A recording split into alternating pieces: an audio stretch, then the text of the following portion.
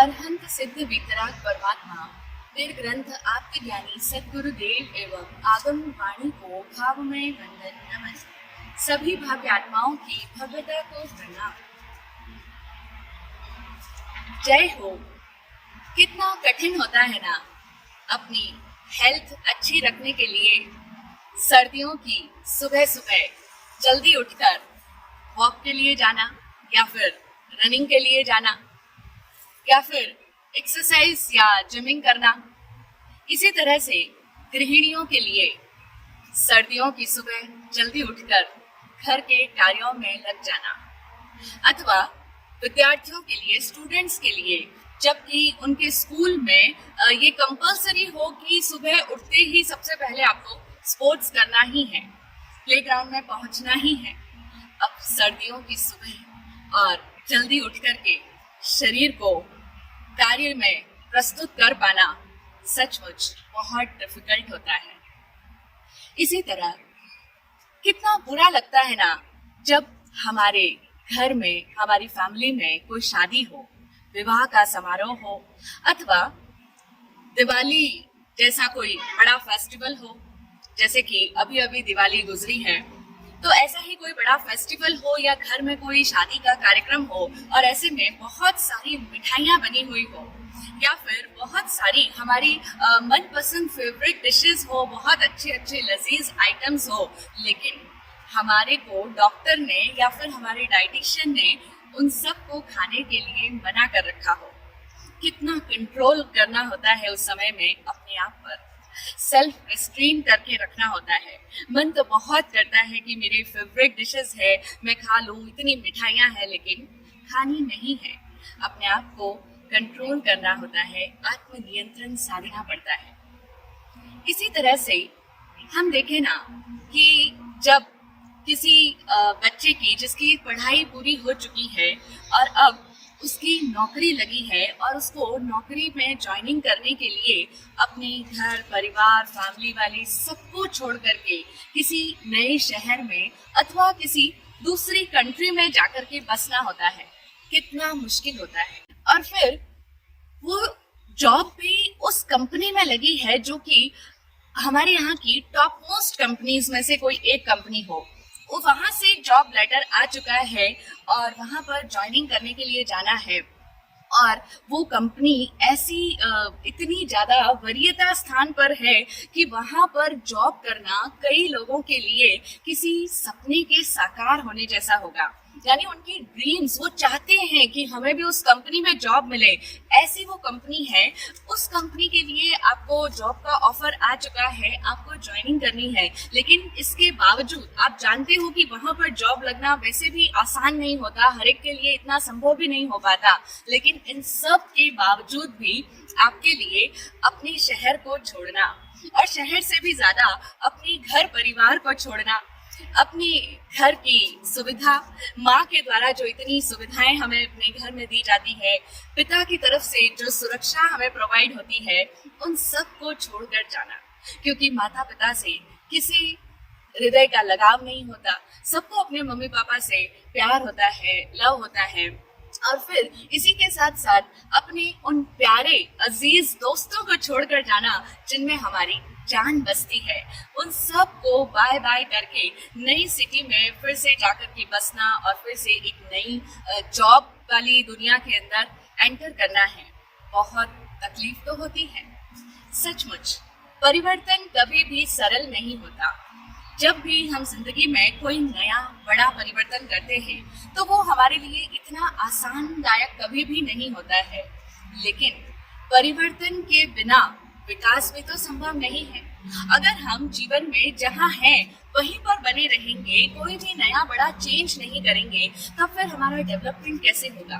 और जब तक हम अपने आप को सुविधाजनक दायरे में सिमटा करके रखेंगे, तब तक हमारी लाइफ में कोई भी तरह का डेवलपमेंट, किसी भी तरह की प्रोग्रेस संभव ही नहीं हो सकती है। जब तक हम अपने भीतर खुद को ही अपने आरामदायक दायरे से परे ले जाने की चुनौती नहीं देंगे। आरामदायक दायरा यानी हमारा जो कंफर्ट जोन बन चुका है, जो हमारे को बहुत सुविधा देता है, बहुत आराम देता है, उस कंफर्ट जोन से परे ले जाने की चुनौती जब तक हम नहीं देते अपने आप को, तब तक हम वो नहीं बन सकते जो हम सचमुच बन सकते हैं। यानी जो हमारे भीतर का पोटेंशियल है वो मैनिफेस्ट नहीं होगा। हम सबके भीतर बहुत सारा पोटेंशियल है, बहुत। भगवान तो कहते हैं कि प्रत्येक जीवात्मा के भीतर अनंत योग्यता है। हम सब की आत्मा अनंत वीर्यवान है, शक्ति संपन्न है, लेकिन हम अपनी उस पोटेंशियल को बाहर कितना ला पाते हैं, कितना उसको मैनिफेस्ट करते हैं, कितना उसको उजागर कर पाते हैं, और वो करना कभी भी आसान नहीं होता। अपनी योग्यताओं के जागरण के लिए एक व्यक्ति को सदैव ही कुछ तो परिवर्तन करना ही होगा, अपने दायरों से परे जाना ही होगा, अपने लिमिटेशंस से बियॉन्ड जाना ही होगा। तो हम जब तक अपने आप को इनसे परे नहीं ले जाते, अपने कंफर्ट जोन से बाहर आने के लिए रेडी नहीं होते, तब तक हम कभी भी वो नहीं बन पाएंगे जो कि हम बन सकते हैं। और इस जीवन के कुछ अद्भुत सार्वभौमिक नियम हैं जिनको हम लॉज ऑफ नेचर कह दें, प्रकृति के नियम कह दें, या जीवन के नियम कह दें, जो भी नाम हम चाहें उसे दें, लेकिन वो जो रूल्स है, वो जो लॉज है, वो अटल है और सार्वभौमिक है, यूनिवर्सल है, सबके लिए एक समान है। तो उन्हीं जीवन के कुछ नियमों में से एक नियम कहता है कि जब भी निचले स्तर पर दबाव दिया जाता है, तब उच्चतम स्तर को प्रसन्नता की अनुभूति होती है। अब ये एक बहुत ही कीमती और बड़ा ही प्राइसलेस नियम है जिसको हमें समझने की आवश्यकता है। तो हम इस नियम को थोड़ा डिटेल में समझ लेते हैं कि जीवन में जब भी निचले स्तर पर दबाव दिया जाता है तो ऊपरी स्तर को प्रसन्नता का अनुभव होता है। वो किस तरह से, हम देखें, जब भी शरीर को, हमारा यह शरीर है, हमारी बॉडी है, जब इसको अपनी लिमिटेशन से ज्यादा काम लिया जाता है तो उस समय में मन को बहुत प्रसन्नता होती है। जब भी आप अपनी ही जिंदगी का अनुभव देखें कि जब आपका शरीर आपको ये कह दे कि अब मैं एक कदम भी और नहीं चल सकता, आप वॉकिंग करने के लिए निकले हैं और बहुत किलोमीटर्स आप चल चुके हैं, 10,000 स्टेप्स आप आज दिन के कंप्लीट कर चुके हैं, और अब शरीर ने अपनी सीमा बता दी है कि अब मैं एक कदम भी नहीं चल सकता, या फिर मैं अब एक और राउंड नहीं लगा सकता। आप दौड़ रहे हो, आप रनिंग कर रहे हो, जॉगिंग कर रहे हो, लेकिन अब शरीर ने बोल दिया है, कह दिया है कि अब एक और राउंड नहीं लग सकता, अथवा अब मैं बिल्कुल भी ट्रैकिंग नहीं कर सकता। पहाड़ के ऊपर चढ़ना है, लेकिन अब तो सांस अटक गई है, सांस बाहर आने लगी है, इतना बुरी तरह से हाफ चुका हूँ कि अब बिल्कुल भी ट्रैकिंग नहीं हो पा रही है, संभव ही नहीं है। लेकिन इन सब के बावजूद जब यह शरीर अपने आप को, उसने जो खुद के लिए, हमने जो अपनी जो तयशुदा उसकी सीमाएं हैं, जो लिमिटेशन सेट की हुई है, उससे परे ले जा करके जब यह एक दो कदम और चलता है, या कहें कुछ राउंड्स और लगाता है, फिर चाहे वो वॉकिंग के हो, चाहे वो रनिंग के हो, चाहे वो कुछ और कदम चलना हो, तब उस समय में मन को बड़ा ही उल्लास और उत्साह का अनुभव होता है। देखिए ना, हम सब लोगों ने उन माउंटेनियर्स के चेहरे की खुशी जब वो पर्वतारोहण करते हैं माउंट एवरेस्ट पे, या किसी भी बड़े पर्वत पर जब चढ़ते हैं, अथवा हम अपनी ही लाइफ का कोई पुराना अनुभव देखें कि जब भी हमने किसी पहाड़ की छोटी मोटी चढ़ाई की होगी, थोड़ी बहुत भी ट्रैकिंग की होगी, उस समय में जब शरीर ने पूरी तरह से इनकार कर दिया था, लेकिन उसके बावजूद हमने अपने आप को पुश करते हुए और आगे कुछ और कदम बढ़ाए थे और मंजिल तक पहुंचे थे। जितना हमने अपनी लिमिट्स मान रखी थी, उससे परे जाकर के जब भी हम कुछ करते हैं तो मन को कितना आनंद का अनुभव होता है, एक अलग ही खुशी चेहरे पर नजर आती है, और वो मन के भीतर की खुशी, वो संतुष्टि, वो चेहरे पर प्रकट होती है, एक अलग ही ओज, एक अलग सा नूर आ जाता है।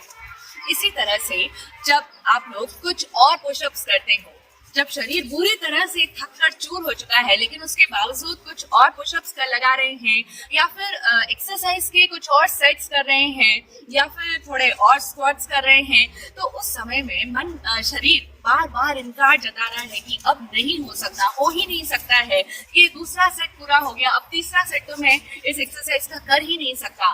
लेकिन इसके बावजूद जब आप करते हो तो उस समय में मन को अत्यधिक प्रसन्नता की अनुभूति होती है।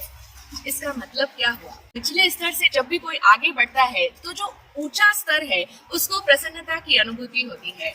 यानी यहाँ पर जो निचला स्तर है, यानी जो शरीर है हमारा, जो ये पूरा शरीर है, इसका सबसे प्राथमिक लेवल, इसका सबसे ग्रॉस लेवल का है, सबसे जो स्थूल तल है वो शरीर है।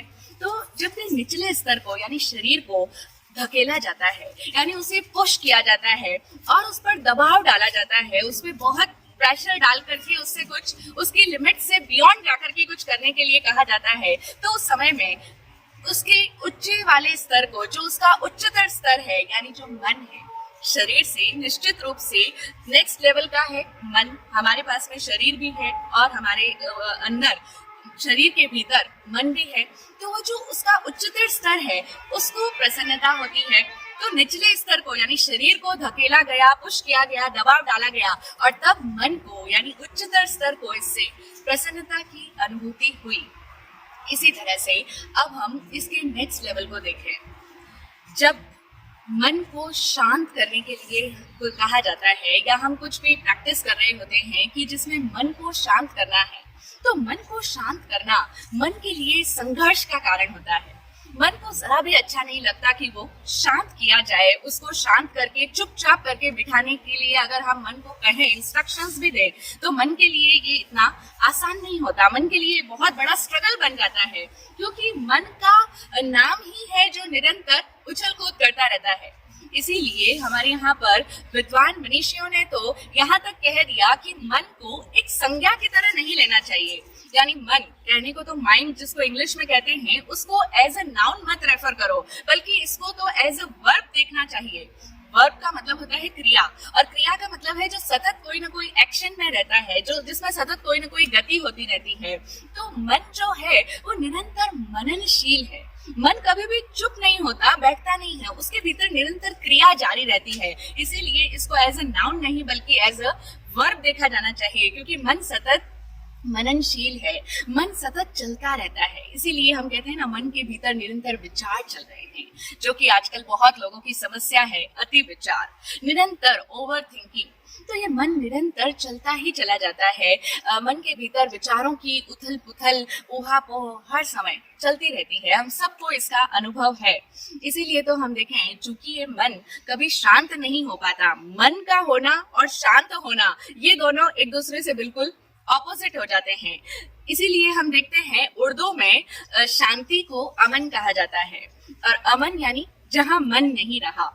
हमारे अगर हिंदी भाषा में देखें तो उपसर्ग लगता है उसके विपरीत अर्थ में या उसके अभाव में। तो जहां मन नहीं है, जहां अमन हुए, वहीं पर शांति है। अमन, शांति, चैन। तो मन को शांति और चैन तभी है जब मन नहीं हो। तो कहने का मतलब ये है कि मन को शांत करना हमारे मन के लिए एक बहुत बड़ी चुनौती होती है, बहुत बड़ा संघर्ष का कारण होता है। लेकिन जब भी हम मन को शांत करते हैं तो इससे जो मन का भी उच्चतर स्तर है, बुद्धि, उसे प्रसन्नता का अनुभव होता है। जीवन का वही नियम यहाँ पर भी काम आ रहा है, यहाँ पर भी लागू हो रहा है कि जब भी निचले स्तर से आगे बढ़ा जाएगा तो उच्चतर स्तर को बड़ी ही खुशी का अनुभव होता है। तो मन को शांत करना मन के लिए तो डिफिकल्ट है, मन के लिए स्ट्रगल है, लेकिन बुद्धि को इससे हार्दिक प्रसन्नता की अनुभूति होती है। क्योंकि हम स्वयं ही देखते हैं ना, जब भी आप कोई भी मेडिटेशन के लिए प्रैक्टिस करने बैठते हो और अपने माइंड को कहीं भी कॉन्सेंट्रेट करने की प्रैक्टिस करते हो कि मेरा मन जो है वो किसी भी बिंदु पर एकाग्र हो जाए, तो एकाग्रता साधने के लिए आप जो भी प्रोसेस अपनाते हो, जो भी तकनीक लेते हो, एकाग्रता साधने के लिए कई सारी टेक्निक्स हो सकती हैं, कई सारी प्रक्रियाएं अपनाई जा सकती हैं। तो किसी भी प्रक्रिया को आप अपनाओ, आप एकाग्रता साधना चाहते हो तो उस समय में, अथवा जो हमारा ये भटकता हुआ मन है इसको स्थिर करने के लिए, अथवा इसको सही दिशा देने के लिए, अथवा इसे किसी एक बिंदु पर अवधानित करने के लिए। अवधान का मतलब होता है फोकस करने के लिए, केंद्रित करने के लिए। जब भी हम अपने माइंड को, जैसे अगर विद्यार्थी जीवन में है, स्टूडेंट्स हैं, तो किसी अपने उस पर्टिकुलर विषय पर, उस सब्जेक्ट को जिसको हम स्टडी कर रहे हैं, उसके लिए अपने आप को हमें फोकस करना होता है। तो ऐसा जब भी हम कोई भी प्रयत्न कर रहे होते हैं, जब भी ऐसा हमारा प्रयास रहता है, चाहे वो मन को एकाग्रता साधने की प्रक्रिया हो, चाहे वो मन को सही दिशा में गति देने की हो, चाहे मन को स्थिर करने की हो, तो उस समय में मन पर कितना दबाव पड़ता है। मन पर जरूर प्रेशर पड़ता है, लेकिन इससे बुद्धि के उच्चतर स्तर को प्रसन्नता का बोध होता है। यानी यही दबाव जो मन पर डाला जा रहा है, इससे बुद्धि को प्रसन्नता का बोध होता है। और इसी के रिजल्ट में, इसी के परिणाम स्वरूप हम देखते हैं कि जब भी एकाग्रता जहां पर भी साधी जाती है, तो वहां पर सदैव एज अ रिजल्ट स्पष्टता सामने आती है। यानी आपने अगर एकाग्रता किसी भी विषय में डाली है, तो निश्चित रूप से आपके भीतर क्लैरिटी आ जाएगी। अब चाहे वो थॉट्स में क्लैरिटी हो, चाहे वो जो काम आप कर रहे हो, चाहे वो जो भी सब्जेक्ट आप सीख रहे हो, चाहे किसी भी विषय पर आपने अपने आप को फोकस किया है, तो उस विषय से संबंधित क्लैरिटी आपको आ जाएगी। तो मन पर प्रेशर तो डाला गया, लेकिन रिजल्ट अच्छा रहा। अब हम इसके भी आगे नेक्स्ट लेवल की बात करते हैं कि हम सबके भीतर कुछ बेसिक इंस्टिंक्ट्स होती है। तो हमारी सहज प्रवृत्ति यानी बेसिक इंस्टिंक्ट्स जो है, और हमारी अंतरात्मा, इनके बीच में भी हमेशा हमारे अंदर एक इनर कॉन्फ्लिक्ट जारी रहता है। अंतरात्मा यानी हमारी कॉन्शियस, और सहज प्रवृत्ति यानी हमारी इंस्टिंक्ट्स, जो कि हमारी नैसर्गिक है, बेसिक है। जैन धर्म के अनुसार अगर हम बात करें, तो इन बेसिक इंस्टिंक्ट्स को यहाँ जैन धर्म की पारिभाषिक शब्दावली में, यानी जो जैन रिलीजन की जो टर्मिनोलॉजी है, इसमें संज्ञा कहा जाता है। संज्ञा का मतलब होता है एक जीव के ज़हन में जो जमी हुई बातें हैं, जो जमे हुए संस्कार है, उसको संज्ञा कहते हैं। यहाँ पर संज्ञा नाउन वाली संज्ञा नहीं है, ये जैन धर्म का पर्टिकुलर वर्ड है, प्रॉपर शब्द है, जिसका मतलब होता है हमारे ज़हन में गहरी जड़ें जमा चुकी जो बातें हैं, उनको संज्ञा कहा गया, जिसको आज साइंटिफिक लैंग्वेज में इंस्टिंक्ट्स कहा जाता है, आंतरिक जो सहज प्रवृत्तियां हैं। तो जैन धर्म में 4 बताई गई है संज्ञाएं: आहार संज्ञा, भय संज्ञा, मैथुन संज्ञा और परिग्रह संज्ञा। और हम सामान्यतया बात करते भी हैं कि आहार, निद्रा, मैथुनम च, मतलब ये जो आहार, निद्रा, भय और मैथुन है, ये तो सभी पशुओं में और सभी मनुष्यों में समान है, क्योंकि सबके भीतर की, हर जीवात्मा की ये बेसिक इंस्टिंक्ट है। तो इसमें क्या डिफरेंस हुआ? तो जो हम मनुष्य की बात कर रहे हैं, हमारी जो बात चल रही है कि हमारी ये जो सहज प्रवृत्तियां हैं, ये जो बेसिक इंस्टिंक्ट्स है कि हमें अपनी इंद्रियों के विषयों में आकर्षित होने में मजा आता है। यानी हमारी जो 5 इंद्रियां हैं, उनको उनके सब्जेक्ट्स की तरफ जो अच्छा लगता है, जैसे आंखों को अच्छे दृश्य देखने को मन भागता है, कानों को अच्छे शब्द सुनने को चाहिए, नाक को अच्छा स्मेल चाहिए, जीभ को अच्छा टेस्ट चाहिए, शरीर को अच्छा टच चाहिए, अच्छा स्पर्श चाहिए। तो ये जो आहार की इंस्टिंक्ट है, या फिर हमारी जो मैथुन की इंस्टिंक्ट है, यानी जो हमारी सेक्सुअल डिजायर है, तो वो जो बेसिक इंस्टिंक्ट है, अथवा हमारी बहुत कुछ संग्रह करने की, अपनी ओनरशिप में लेने की, अपने पोजीशन में लेने की जो इंस्टिंक्ट है, जिसको हमारे यहाँ परिग्रह संज्ञा कहा गया है, ये सहज प्रवृत्तियां हमारे अंदर से जोर मारती है, क्योंकि हम सबके भीतर ये डीप में, जड़ों में गहरी घर कर चुकी है, इसीलिए तो इन्हें संज्ञा कहा है।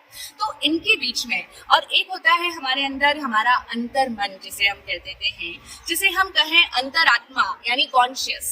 तो इन इंस्टिंक्ट्स और कॉन्शियस के बीच में हमेशा एक इनर कॉन्फ्लिक्ट चलता रहता है, जिसे कहें कि हमेशा हमारे अंदर एक आंतरिक बौद्धिक संघर्ष जारी रहता है। और उस संघर्ष के अंदर में होता ये है कि इंस्टिंक्ट्स कहती है कि आपको जो अच्छा लग रहा है, जो हमारे कानों को अच्छा लगे, वो शब्द सुनने को मिलता रहे, जो हमारी बॉडी को अच्छा टच मिले, अच्छा स्पर्श मिले, बढ़िया सी सब चीजें मिले, तो उन सब विषयों की तरफ वो आकर्षित होता है। अगर हम इसको एक शब्द में कहें तो मनमानी करने को जी चाहता है कि मन को जो जो अच्छा लगे वो सब कर लो। तो जो इंस्टिंक्ट्स है वो हमें प्लेजर वाले रास्ते पर जाने के लिए कहती है, यानी जहाँ पर हमें प्लेजर मिले, जिससे हमें सुकून मिले, जिससे हमें सुख और संतुष्टि का एहसास हो, प्लेजर मिलता हो, वो काम करने के लिए इंस्टिंक्ट्स हमें प्रवृत्त करती है। लेकिन अब हम देखें, ये प्लेजर जो है दुनिया का, ये भी एक बड़ी विचित्र चीज है, क्योंकि इस संसार का कोई भी प्लेजर यानी कोई भी सुख इतनी आसानी से मिल पाता है नहीं ना। प्लेजर के साथ में हमेशा ही पेन जुड़ा है, सांसारिक सुख कोई भी पीड़ा और कष्ट के बिना संभव ही नहीं होता है। आपको अगर ये सुख सुविधाएं अपने नाम पर करनी है, उनको पोजेस करना है, तो आपको पेन भी लेना ही होगा। इसीलिए ये जो प्लेजर का सिद्धांत है, हकीकत में ये पेन एंड प्लेजर का सिद्धांत है। तो हमारी सहज प्रवृत्तियां हमें इसी पीड़ा और आनंद के पथ का अनुसरण करने के लिए कहती है। यानी प्लेजर वाले रास्ते पर जाओ, जहां भले ही पेन मिले, पेन सहन कर लेंगे, हम पीड़ा सहन कर लेंगे, शरीर को कष्ट दे देंगे। पैसा कमाना आसान थोड़ी होता है। कितना सर्दी, गर्मी, भूख, प्यास, कितना लोगों के ताने, उलाहना, क्या क्या नहीं सहन करना पड़ता है, लेकिन वो सारी पीड़ा, सारा कष्ट मंजूर है, क्योंकि हमें पैसे कमाने हैं, हमें बाद का प्लेजर चाहिए, इंद्रियों के विषयों से प्राप्त होने वाला सुख चाहिए। तो हमारी प्रवृत्तियां तो हमें उसी ओर जाने के लिए कहती है, उस पथ का अनुसरण करने के लिए, यानी उस रास्ते को फॉलो करने के लिए कहती है। लेकिन अंतरात्मा जो है वो ये चाहती है कि हम उचित और अनुचित के भेद को जानकर ही कोई भी कार्य में प्रवृत्त हो गए।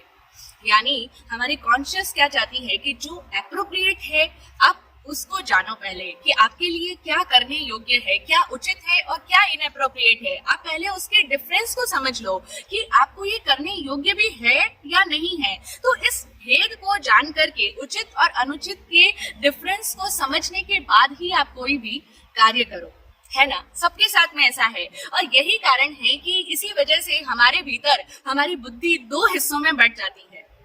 कहने को हम दो हिस्से कह रहे हैं, हकीकत में हमारे अंदर ये जो हमारा मन है ये बहुत सारे हिस्सों में बढ़ जाता है, क्योंकि हमारी कॉन्शियस हमें कुछ और कहती है, हमारा एक मन कुछ और कहता है, दूसरा मन कुछ और कहता है। लेकिन हकीकत में ये क्या है, मन के बहुत सारे चित्त हैं, जिसको इंग्लिश में साइक कहते हैं, जिसपे साइकोलॉजी पूरी डेवलप हो चुकी है, मनस विज्ञान या कहें चित्त का शास्त्र। क्योंकि मन तो एक उपकरण है, मन इज माइंड, लेकिन उसके अंदर इतने सारे ये चित्तीकरण हैं, ये चित्त हैं, जो कभी एक चित्त कुछ कहता है, दूसरा चित्त कुछ कहता है, जिसको हम कह रहे हैं कि हमारे भीतर ये जो हमारी जो चित्त है, जो दो हिस्सों में बंट गई है, ये हकीकत में कई सारे हिस्सों में बटी हुई है। इसीलिए आचरण सूत्र में प्रभु महावीर स्वामी ने कहा कि अनेक चित्ते खलु अयम पुरीसे, यानी ये जो मनुष्य है, ये मनुष्य अनेक चित्तों वाला है। हम सबके भीतर बहुत सारे साइक है, जिसको आज कहते हैं पॉलीसाइकिक, मैन इज पॉलीसाइकिक। हमारे अंदर बहुत सारे साइक्स है, बहुत सारे चित्त है, तो वो सब अलग अलग हिस्सों में बटे हुए हैं, यानी हम सब के भीतर अलग अलग खंड है। बेसिक इंस्टिंक्ट्स कहीं और ले जाने को कहती है, और कॉन्शियस कहती है कि आप पहले देखो आपके लिए ये योग्य है भी या नहीं योग्य है, ये करने लायक है या करने लायक नहीं है, ये उचित है अथवा अनुचित है। उसी को जान करके, समझ करके फिर ही किसी चीज को करने में प्रवृत्त हो। तो इस तरह से अब हम देखें हमारे अंदर ये जो कन्फ्लिक्ट पैदा होता है, ये जो अंदर सतत इतने सारे टुकड़े जो बटे बटे अलग अलग चित्त है, जो कभी कोई कुछ कहता है, कोई कुछ कहता है, उसी के कारण से हमारे अंदर एक चीज का जन्म होता है जिसे हम कहते हैं गिल्टी कॉन्शियस। अब ये भी एक तरह की कॉन्शियस है, एक अंतरात्मा ही तो हमें धिक्कारती है। वो गिल्टी कॉन्शियस पैदा हो जाती है जब हम कुछ ऐसा कर गुजरते हैं कि कर तो लिया, लेकिन बाद में हमें अपराध बोध होता है, बाद में हमें बहुत बुरा फील होता है, हमें लगता है हाय मैंने ये क्यों कर लिया। हमारी ही आत्मा हमें धिक्कारती है, जिसको हम गिल्टी कॉन्शियस कहते हैं। और ये जो गिल्टी कॉन्शियस है, ये इसी चीज का परिणाम है कि अंतरात्मा आपकी सहज प्रवृत्तियों का अनुमोदन नहीं कर रही। यानी आपने अपने इंस्टिंक्ट्स को फॉलो करके कुछ कर लिया, लेकिन आपकी अंतरात्मा उसे कचोट रही है, वो उस चीज को अनुमोदन नहीं दे रही है, यानी वो उसे मंजूरी नहीं दे रही है, वो उस चीज को अलाउ नहीं कर रही है, और तब हमारे अंदर गिल्टी कॉन्शियस वाली फीलिंग डेवलप होनी शुरू हो जाती है। तो अब बुद्धि को निरंतर हमारे अंदर ये जो इतने सारे चित्त खंड हैं, उन सभी खंडों को अखंड करने के लिए एक सतत संघर्ष करते रहना होता है। लेकिन ये जो दबाव पड़ रहा है, ये जो एक सतत अंदर कन्फ्लिक्ट चल रही है, ये भी हमारे भीतर के और भी जो उच्चतर स्तर है, जो हमारा भावात्मक स्तर है, वो बौद्धिक स्तर से भी उच्चतम स्तर है, उसे प्रसन्नता का बोध होता है इस बुद्धि के निरंतर चलने वाले संघर्ष के कारण। क्योंकि ये संघर्ष भी तो हम देखें ना, हर एक प्राणी में नहीं होता। आप पशुओं के भीतर के ऐसा इनर कॉन्फ्लिक्ट देख सकते हो, नहीं, उनके अंदर ना तो कोई इनर कॉन्फ्लिक्ट है, क्योंकि उनके अंदर कॉन्शियसनेस अभी डेवलप नहीं हुई, उनकी अंतरात्मा नहीं है, इसीलिए उनमें कोई गिल्टी कॉन्शियस की फीलिंग भी नहीं होती है। तो ये जो हमारे बुद्धि पर ये जो दबाव पड़ रहा है, प्रेशर पड़ रहा है, जो कॉन्फ्लिक्ट चल रहा है, जो संघर्ष अंतर में युद्ध जो छिड़ा हुआ है, इसकी वजह से, इसके होने से हमारे भीतर का इससे भी जो उच्चतर स्तर है, यानी जो हमारी प्रज्ञा है, जो हमारा विवेक है, जो हमारा भावात्मक स्तर है, उसके लिए ये प्रसन्नता का बोध भी बन जाता है। और ऐसा हमारे अंदर के प्रत्येक स्तर पर घटित होता रहता है। अब हम देखें ना, हमारे अंदर एक और लेवल है जिसको हम कहते हैं इमोशनल लेवल। सभी के भीतर है, हर व्यक्ति के भीतर भावों का स्तर भी है। तो प्रायः जो भावुक लोग होते हैं वो इन भावनात्मक बहुत सारी गड़बड़ियों में उलझते चले जाते हैं। अब इमोशंस है, इंसान एक भावनाशील प्राणी है, तो उन इमोशंस की वजह से कई सारे दिक्कतें भी आती है, हम सबको झेलनी पड़ती है, क्योंकि भावनाएं आहत होती है, बड़ा दुख होता है।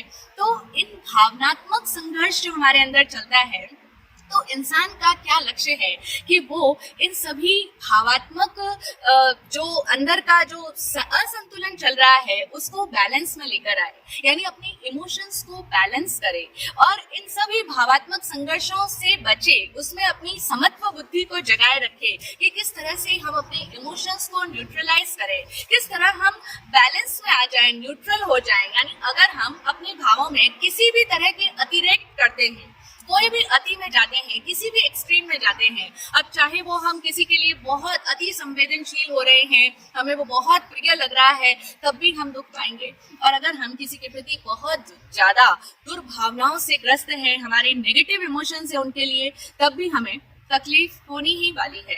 तो इसीलिए हम अपनी भावात्मक समत्व की अवस्था में जिए, तो ऐसा करने पर हमारे भीतर का जो और भी उच्चतम स्तर है, जो कि आध्यात्मिक व्यक्तित्व है, उसके लिए ये प्रसन्नता का बोध है। अब भावनाएं होगी ही नहीं तो उनमें संघर्ष भी नहीं होगा, लेकिन मनुष्य के भीतर ये भावनाएं है, ये भी लेवल है, इमोशनल लेवल भी है, लेकिन इस इमोशनल लेवल पर अपने आप को बैलेंस कर पाने में हमारे भीतर का जो आध्यात्मिक व्यक्तित्व है, उसके लिए ये बड़ी ही आनंददायक बात हो जाती है। और यही कारण होता है कि अपनी भावनाओं को प्योर कर पाने से हम अपने आध्यात्मिक केंद्र के निकट पहुंच पाते हैं। जितना जितना हम अपने इमोशंस को प्योरीफाई करते चले जाते हैं, क्योंकि अभी हमारे अंदर इमोशंस है, बहुत अच्छी बात है, हर एक में नहीं है। हम इंसान हैं, पंचेंद्रिय हैं, संगी प्राणी हैं, मन वाले हैं और फिर भावनाशील है, बहुत उच्चतम अवस्था को हम प्राप्त कर चुके हैं। लेकिन अब इनके होने के बाद में इनसे जुड़ी हुई जो समस्याएं हैं, तो जब इन पर दबाव पड़ता है, तो उसमें अगर हम इमोशनली अपने आप को बैलेंस कर पाए, ये सीख पाए, यही तो हमें सीखना है कि कैसे हम अपने इमोशंस को बैलेंस में रखें, संतुलन में रखें, किसी भी तरह की अति में ना जाए, ना फॉर में जाए, ना अगेंस्ट वाली अति में जाए, ना हम राग की अति में जाए, ना हम द्वेष की अति में जाए, कैसे हम समभाव को उपलब्ध हो पाए। तो जब हम अपनी भावनाओं को शुद्ध करने का प्रयास करते हैं, शुद्ध करने की ये जो साधना है, इसी में तो हम अपने आध्यात्मिक केंद्र जो हमारा है, जिसे हम कहें आत्मिक केंद्र, जो हमारा असली होनापन है, जहाँ पर कोई तरह का राग द्वेष नहीं है, जो समभाव से प्राप्त होता है, उसी को हम कहें अपना आध्यात्मिक केंद्र, अपनी आत्मा के निकट, हम तभी तो पहुंच पाएंगे।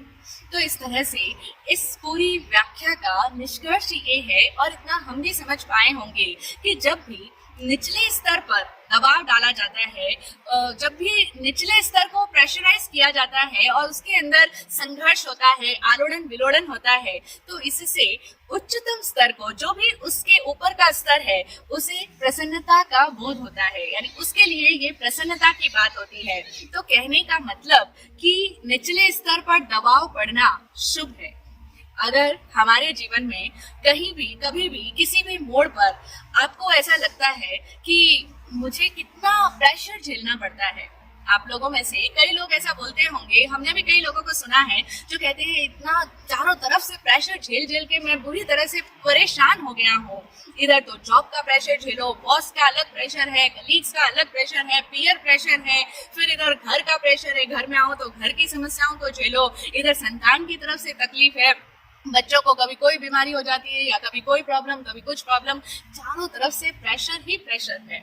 तो सब लोग प्रेशर को फील तो कर रहे हैं, लेकिन आज जो हमने जीवन का नियम समझा है कि जब भी निम्नतम स्तर पर दबाव डाला जाता है तो वह दबाव शुभ है उच्चतम स्तर के लिए, क्योंकि उसी दबाव के चलते उच्चतर स्तर डेवलप होता चला जाता है। तो इसीलिए ये दबाव, ये पीड़ा, ये संघर्ष, ये सब हमारे लिए शुभ है, हमारे लिए अच्छे संकेत है। अब से हम अपने आप को जब भी प्रेशर में फील करें तो ये नियम याद कर लीजिएगा कि अगर दबाव पड़ रहा है तो निश्चित रूप से हमारा जो उच्चतम स्तर है, जो नेक्स्ट लेवल है, जो हायर लेवल है हमारे अंदर का, उसे कहीं ना कहीं बड़ी प्रसन्नता की अनुभूति हो ही रही है। तो इसीलिए याद रखें, जब भी हम ये बोले कि बहुत संघर्ष झेलने पड़ रहे हैं, लाइफ में कितने स्ट्रगल्स है, संघर्ष, पीड़ा, चुनौतियां, कठिन समय, परीक्षा की घड़ियां, ये सब वर्ड्स हमारी वोकैबुलरी में है। हम लोग आए दिन बोलते रहते हैं बहुत टफ टाइम्स चल रहा है, अभी तो इतना डिफिकल्ट समय मैंने कभी नहीं गुजारा। वो कुछ साल थे मेरे लाइफ के, वो 5-10 साल मेरे बहुत डिफिकल्ट टाइम था। हम सब बोलते हैं संघर्ष, बहुत स्ट्रगल्स है लाइफ में, बहुत चुनौतियां हैं, कितने चैलेंजेस, कितने फ्रंट्स पे हमें चैलेंजेस को फेस करना पड़ता है। तो ये सारे जो शब्द हैं, जो हमारी शब्दकोश के अंग हैं, जो कठिन समय, पीड़ा, संघर्ष, चुनौतियां, ये सब उसी व्यक्ति के शब्दकोश के अंग होते हैं जो अपने निम्नतम स्तरों पर दबाव पड़ते हुए तो महसूस कर रहा है, लेकिन उसे यह एहसास नहीं हो रहा कि इस प्रक्रिया में उसके उच्चतम स्तर को कितनी खुशी की अनुभूति हो रही है। यानी हम अपनी इन स्तरों पर दबाव पड़ते हुए तो फील कर पाते हैं, लेकिन हम ये फील नहीं कर पाते कि इससे हमारे हायर वर्जन को, जो हमारा नेक्स्ट लेवल है, उसको कितनी खुशी की अनुभूति हो रही होगी। हम लोग ये तो देख रहे हैं कि इल्ली पर दबाव दिया जा रहा है, लेकिन क्या हम उसी समय ये भी देख पाते हैं कि इस इल्ली पर दिया गया दबाव, इसको जो इसके अंदर बंद किया गया है खोल के अंदर, उसके अंदर उस पर जो दबाव डाला जा रहा है, वही प्रेशर एक तितली को भी जन्म दे रहा है। हम सभी लोग जानते हैं ना कि नेचर बहुत ही प्यारी है, इस कुदरत में इतने अद्भुत करिश्मे छिपे हुए हैं। ये प्रकृति को अगर हम सम्यक निगाहों से देखें तो सारा ज्ञान इस प्रकृति के अंदर ही समाहित है। नेचर का ही एक एग्जाम्पल की हम बात कर रहे हैं कि इस प्रकृति के अंदर इतने अद्भुत आश्चर्य छिपे हैं। हम जानते हैं कि एक जो कैटरपिलर होती है, इली कह दें या कोई सब अपनी अपनी भाषा में से अलग अलग कहते हैं, कुछ कीड़ा टाइप होता है, इंसेक्ट, तो उसको वो जब उसके ऊपर दबाव डाला जाता है तो वही कैटरपिलर बदल करके तितली के रूप में जन्म ले लेती है, एक अलग तरह से उड़ने वाला प्राणी बन जाता है। ऐसा ही हुआ, एक बायोलॉजी की क्लास चल रही थी और बायोलॉजी के जो टीचर थे वो स्टूडेंट्स को यही बात समझा रहे थे कि एक कैटरपिलर किस तरह से तितली में बदल जाती है। और फिर उन्होंने अपने स्टूडेंट्स को यह भी समझाया कि अगले कुछ घंटों तक यह तितली इस कोकून से बाहर निकलने के लिए बहुत छटपटाएगी, लेकिन फिर उन्होंने कहा कि लेकिन इस तितली को उससे बाहर निकलने में कोई भी मदद ना करो।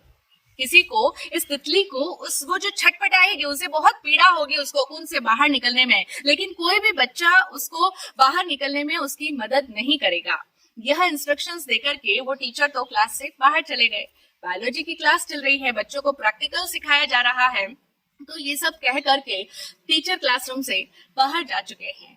और फिर कुछ ही देर में वही हुआ जिसका सभी स्टूडेंट्स को इंतजार था और जो वे टीचर कह कर गए थे, यानी अब तितली उस कोकून से बाहर निकलने के लिए बुरी तरह से छटपटा रही थी और उसकी ये छटपटाहट एक बच्चे को सहन नहीं हुई। उसने जब यह तितली की छटपटाहट देखी, उस एक विद्यार्थी को बड़ी दया आ गई और उस बच्चे ने उस तितली को मदद देकर के उस कोकून से बाहर निकाल दिया। उसने टीचर की इंस्ट्रक्शंस को फॉलो नहीं किया, टीचर की परवाह किए बगैर उसने तितली को कोकून से बाहर निकल आने में मदद कर दी। अब तितली को चूंकि बच्चे ने मदद दे दी है, इसीलिए तितली को संघर्ष नहीं करना पड़ा और वो बड़ी आसानी से कोकून से बाहर निकल आई। लेकिन हैरानी की बात कि कुछ ही देर में वह तितली मर गई। तितली के प्राण जा चुके थे। अब जब क्लासरूम में वापस टीचर लौटी तो उन्हें सारी घटना बताई गई। तब टीचर ने उस बच्चे से कहा कि तुमने तितली को मदद करने की बजाय उसे मार दिया है, क्योंकि कुदरत का उसूल यही है कि कोकून से बाहर आने में तितली को जो संघर्ष करना पड़ता है, वही संघर्ष उसके पंखों को मजबूत करता है।